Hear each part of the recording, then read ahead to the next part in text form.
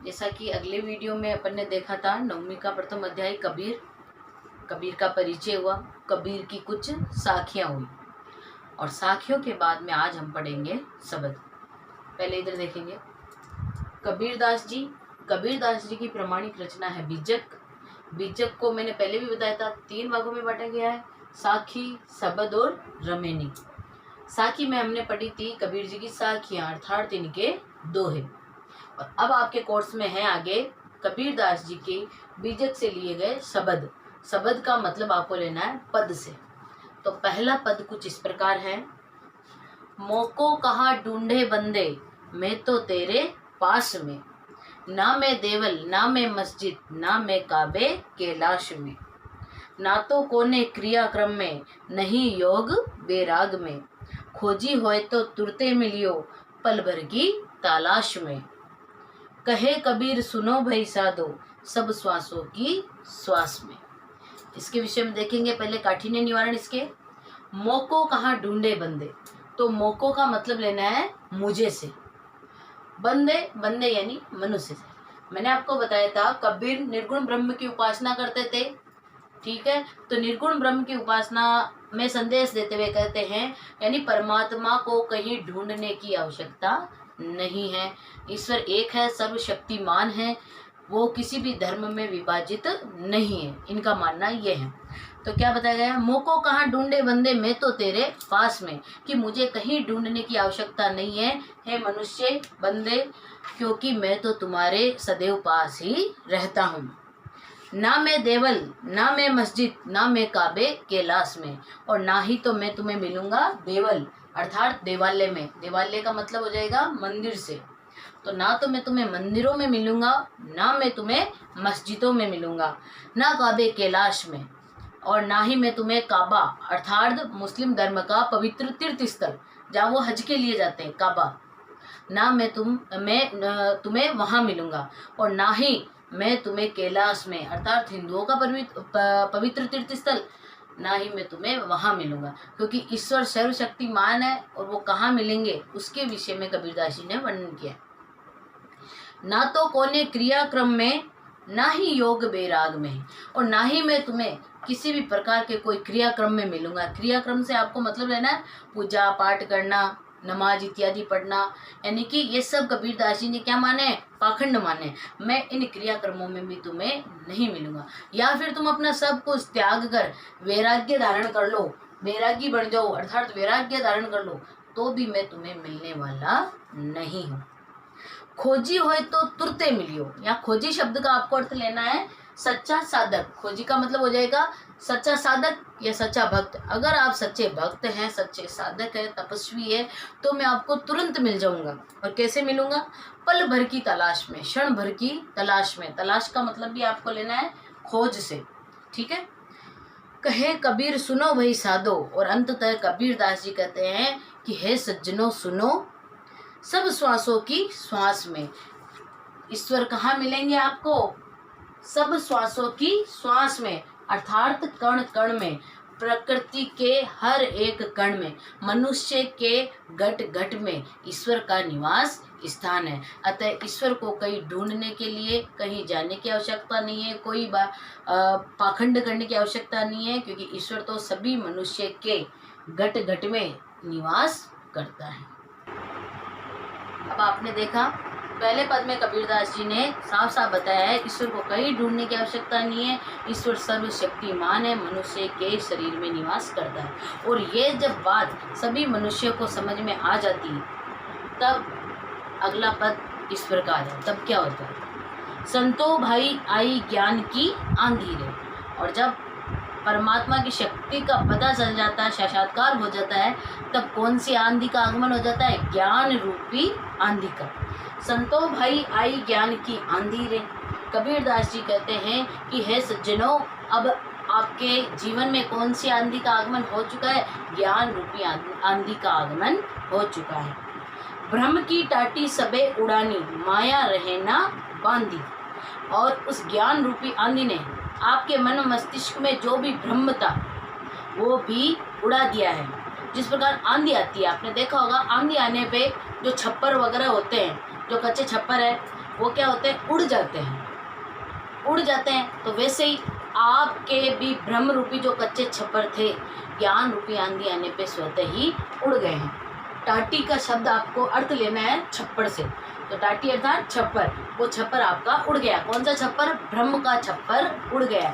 किसके आगमन पे, ज्ञान रूपी आंधी के आगमन पे। माया रहे ना बांधी, और फिर उसे कितना ही मोह माया के जाल में बांधने का प्रयत्न करें। आंधी आने पे हम छप्पर को कितनी ही रस्सियों से बांधने का प्रयत्न करें, परंतु हम उन्हें नहीं बांध सकते, क्योंकि एक तो हवा आती है जो मंथर चलती है, और आंधी आपको पता है तेज होती है, तो उस आंधी में अपन छप्पर को नहीं बांध सकते, बड़ा ही मुश्किल कार्य हो जाता है।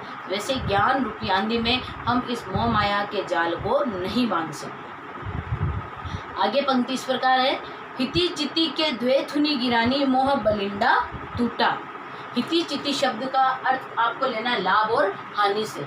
अब आपने देखा होगा मनुष्य जीवन इसी में लगा रहता है निरंतर, मुझे इसमें लाभ होगा, मुझे इसमें हानि होगी, क्या प्रॉफिट है क्या लॉस है। तो इस माया जाल में मनुष्य अपना सारा जीवन व्यतीत कर देता है और इसी में फंसा रहता है। परंतु जब उसको इसकी प्राप्ति हो जाती है, वास्तव में ईश्वर के ज्ञान की प्राप्ति हो जाती है, ईश्वर का आशीर्वाद उसे प्राप्त हो जाता है, तब ये हिति च्युति के द्वेथुनि गिरानी, और ये जो दो उसके जीवन के लक्ष्य बनकर ही रह गए थे, लाभ और हानि, वो स्वतः ही गिर जाते हैं। थुनि का मतलब यहाँ लेना खंभों से, आधार से। मनुष्य ने अपना आधार या खंभा किसको मान रखा है, लाभ और हानि को, वो ज्ञान रूपी आंधी आने पे स्वतः ही टूट जाते हैं। मोह बलिंडा टूटा, मोह का मतलब वही है मोह माया, मोह माया रूपी बलिंडा। अब बलिंडा अपन मारवाड़ी में शब्द ले, आपने देखा होगा, ये चित्र के माध्यम से देखेंगे। मैंने एक चित्र बनाया है, झोपड़ी का चित्र है, इसमें जो ये मैंने डार्क किया है ज़्यादा, ये इसे ही बलिंडा कहेंगे। बलिंडा का मतलब साधारण भाषा में आपको लेना है मोटी लकड़ी, मारवाड़ी में कहे तो बड़ी, अर्थात अपन छप्पर को बांधने के लिए, उसको सपोर्ट देने के लिए बीच में एक मोटी लकड़ी लगाते हैं, वो ही बलिंडा है। ठीक है, अब देखो क्या बताया गया, मोह बलिंडा टूटा। अब ये मोह माया रूपी जो बलिंडा, यानी ये मोटी लकड़ी रूपी जो बलिंडा हमारे हृदय में निवास कर रहा था, ये स्वतः ही टूट गया है। और ये जो छप्पर है कौन सा, वही मोह माया का छप्पर ज्ञान की आंधी आते ही उड़ गया है। तृष्णा छानी परी घर ऊपरी, कुबुद्धि का भांडा फूटा। और जो मन की तृष्णाएं थी, इच्छाएं थी, वो मानो ऐसे प्रतीत हो रही है वो दूसरों के घर पे जाकर उड़ गई। आंधी आती है, एक स्थान से दूसरे स्थान तक सामान को उड़ाकर ले जाती है। जैसे मेरे मन में भी जो तृष्णाएं थी, वो ज्ञान की आंधी आने पे स्वतः ही उड़ गई है। कुबुद्धि का भांडा फूटा, और जो मेरे मन मस्तिष्क में कुबुद्धि भरी हुई थी, उसका भांडा भी फूट गया है। जोग जुगती करी संतो बांधी, निर्चु चुए ना पानी। इस संसार में रहने वाले लोगों ने, सज्जनों ने बड़े ही जोग जुगती अर्थात बड़े ही प्रयासों से, यानी कि लोग लाभ आने के चक्कर में बहुत बड़े बड़े प्रयास भी करते हैं अपने कार्य के प्रति, तो बहुत बड़े प्रयासों से उन्होंने इसको बांध रखा था। किसको, मोह माया रूपी टाटी को, छप्पर को बांध रखा था। निर्चु चुए ना पानी ने, और शायद इस प्रकार बांध रखा था कि उससे पानी की एक बूंद टपकना भी मुश्किल है। अर्थात कहने का भावार्थ ये होगा कि मनुष्य किसी भी बात को समझने के लिए जल्दी से तैयार नहीं होता है, परंतु जब उसे ज्ञान की प्राप्ति हो गई है, तब जिस मनुष्य ने यह सोच रखा था कि मेरे जीवन में सुबुद्धि या मेरे जीवन में भक्ति रूपी बूंद भी नहीं टपक सकती है, उस मनुष्य का पूरा जीवन ही बदल गया। अर्थात आगे बताया गया है, कूड़ कपट काया का निश्चय, अर्थात उसे जब ज्ञान की प्राप्ति हुई तो उसके मन मस्तिष्क में, उसके हृदय में जो भी कूड़ा करकट था, जो भी बुरी इच्छाएं थी, जो भी बुरी बातें थी, वो कूड़े करकट की बातें स्वतः ही निकल गई है। हरि की गति जब जानी, और कब निकल गई, जब उसने हरि की महिमा को जान लिया था, हरि की भक्ति को पहचान लिया था। आंधी पीछे जो जल बूटा, प्रेम हरिजन बीना। और आंधी के बाद में किसका आगमन होता है, वर्षा का आगमन होता है, यानी कि आंधी के बाद में अब जो जल बरस रहा है, उस जल में हरि के जन अर्थात हम मनुष्य, वो इस प्रकार भीग चुके हैं, अर्थात उस ज्ञान रूपी वर्षा के अंदर इस प्रकार भीग चुके हैं कि अब चाहकर भी बाहर निकलना नहीं चाहते और उसी वर्षा की बूंदों का, उसी ज्ञान रूपी वर्षा की बूंदों का अपने जीवन में आनंद उठाना चाहते हैं। कहे कबीर भान के प्रगटे उदित भया तम खीना। और कबीर दास जी कहते हैं कि भान के आगे, भान यानी भानु, और भानु किसका है, अर्थ किसका रहेगा, सूर्य का। जिस प्रकार सूर्य के आगमन पे भयातम खिना, सूर्य के आगमन पे अंधकार स्वतः ही खिन्न जाता है, अर्थात स्वतः ही दूर हो जाता है, तो ठीक उसी प्रकार ज्ञान रूपी आंधी आने पर मनुष्य के जीवन में जो मोह माया का जाल था वह स्वतः ही टूट गया है। आपने देखा कबीर दास जी के 2 पद बताए मैंने आज आपको, और इन्हीं 2 पदों के साथ में अपना प्रथम अध्याय पूर्ण हुआ। पहले पद में मैंने बताया था ईश्वर के केशवरवाद पर बल दिया गया, प्रभु को कहीं पे ढूंढने की आवश्यकता नहीं है। दूसरे पद में मैंने आपको बताया जब ज्ञान की आंधी का आगमन होता है तब मोह माया के जाल से स्वतः ही छुटकारा मिल जाता है। अब उन्हीं पदों में से आपके लिए आज का गृह कार्य। पहला प्रश्न कुछ इस प्रकार, मनुष्य ईश्वर को कहाँ कहाँ ढूंढता फिरता है। पदों में से ये दोनों पदों को अच्छे से सुनना, समझने का प्रयास करना, फिर उत्तर लिखना। दूसरा प्रश्न इस प्रकार है, ज्ञान की आंधी का भक्त के जीवन में क्या प्रभाव पड़ता है। ज्ञान की आंधी का भक्त के जीवन में क्या प्रभाव पड़ता है। कूड़ कपट काया का निक्षय, पंक्ति का अर्थ लिखिए।